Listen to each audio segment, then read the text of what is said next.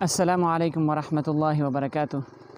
محترم ناظرین، آج ہم بہت اہم مسئلے کے بارے میں وضاحت فرمائیں گے۔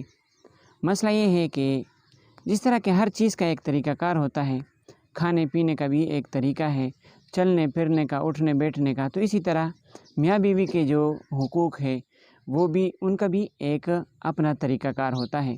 محترم بھائیو، جب ہم بستری کر لیں تو اس کے بعد ہمارے علماء نے کیا ایسے طریقے بتائے ہیں کہ جو ہمارے آنے والی نسلوں کے لیے اور ہمارے لیے زیادہ بہتر ہیں۔ تو محترم بھائیو، آج ہم جس ٹاپک پر بیان کریں گے وہ یہ ہے کہ مجامعت کے بعد یعنی صحبت کے بعد کون سا عمل زیادہ ضروری ہے۔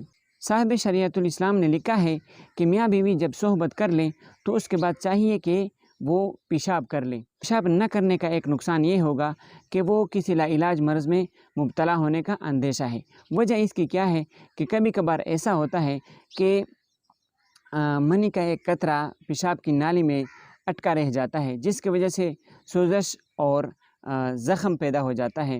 تو اس بات کا آپ خیال کریں کہ جس طرح ہمارے علماء نے ہمیں بتایا ہے، ہم اس طریقے پر چلیں گے تو انشاءاللہ اس میں ہمارا بھی فائدہ ہوگا اور آنے والی نسلوں کا بھی اس میں فائدہ ہوگا۔ ایک اور یہ بات بھی ذکر کرنی ہے کہ آیا صحبت کے بعد اگر عضو خاص کو دھو لیا جائے تو کیا یہ بہتر ہے یا نہیں؟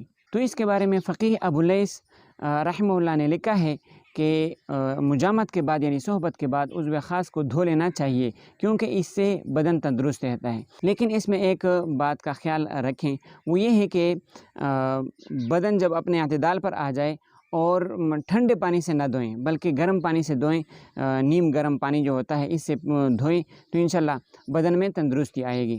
کیونکہ اگر آپ فوراً ٹھنڈے پانی سے دھوئیں گے تو اندیشہ ہے کہ بخار میں آپ مبتلا ہو جائیں گے۔ اللہ تعالیٰ سب مسلمانوں کی حفاظت فرمائیں۔